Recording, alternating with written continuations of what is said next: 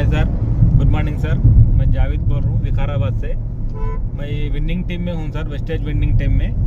मैं आज प्लानिंग के लिए कर्नाटक जा रहा हूँ और मैं एक कंपनी में करता हूँ सर।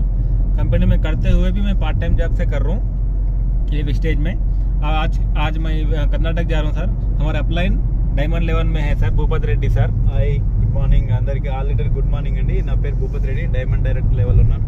నా టీంతో వర్క్ చేయడానికి వెళ్తున్నా ఈరోజు.